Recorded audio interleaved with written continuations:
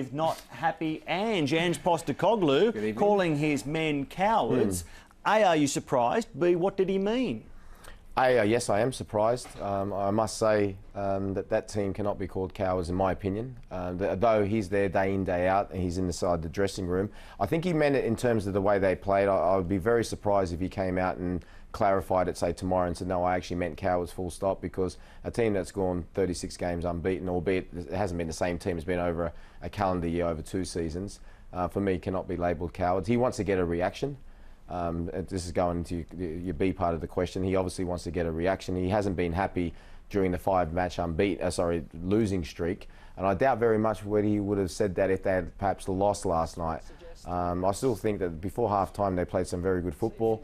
They looked as though they were going to overrun Perth, and during that 5-match losing streak they played far worse, I thought, in the game against Sydney at Kogarah, where they basically didn't get out of their half. But listen, Ange is a passionate man, and him and his side have transcended football in this country, and he set very, very high levels of expectation. And once you've been to that high level, which they have in terms of breaking the record, winning the championship, anything less than that may seem acceptable, say, a couple of years ago, all of a sudden starts feeling like a failure. It's not to a lot of other people. I mean, you know, he said as well in our post-match press conference on Big Wednesday last night that you know, he thought that a lot of people can get complacent in the A-League. Well, I'm sure Mehmet Durakovic and Vidislav Levicka will swap places with him tomorrow, but that's, you know, that's that aside. He's got high expectations. He obviously thinks that they're not being met, and he wants a reaction for their players. The only danger in this is, and I'm sure, and like I said to you, he's a very passionate man, very emotional man, as a lot of people are in football, and that's pretty much what the game's about.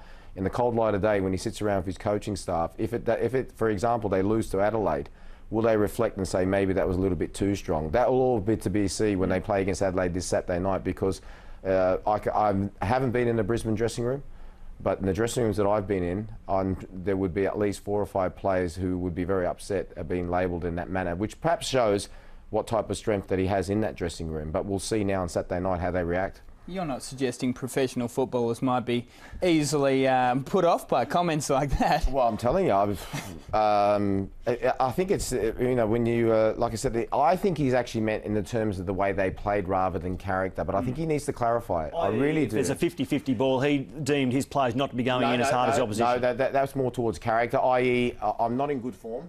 Okay. So rather than make myself available for someone, I'll stand behind and sort of look the other way so you can pass the ball to somebody else. Okay. Yeah, 50-50 ball is more about your bravery and your courage, but like you said, it comes in different forms. But we'll see, because like I said, any of that? No.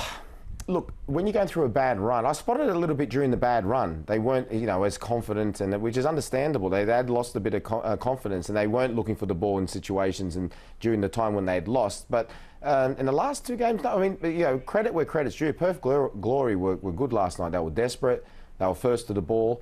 But like I said, 15 minutes before half-time, when Perth Glory took the foot off the accelerator, and Brisbane looked as though they were going to overrun them, you know, and then went 3-2 up. And then, again, second half, Perth Glory, well, you could say perhaps were the better side. But I thought, you know, a point overall, and I know what he says, that's what I'm saying to you. I think he's looking for a reaction. I thought that was perhaps a fair result. But we'll be interested to see how his players react to this, because, as I said, in my opinion, you know, and again, he's the boss there, but to call that team a bunch of cowards is wrong, because they're not.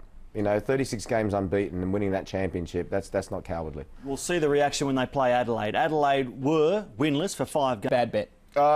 Great bet. I think it's a risky bet.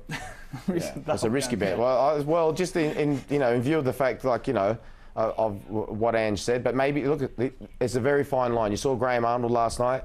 He rested 2 of his best players, and he was missing his 3rd best player, Patrick Svansvik, through suspension. So a lot of people before the game, even us, were saying, well, you know, against Melbourne Victory, he's resting, but we had to wait to the result. He's a genius. If he'd lost, they would say, why did you rest those players? We'll be saying the same about Ange if they win. He goes, well, what a genius reaction that was by calling him what he did. If they lose, everyone will be going, well, I don't think that was the right thing to do. There's such a fine line between success and failure in professional sport. If I was to ask our viewers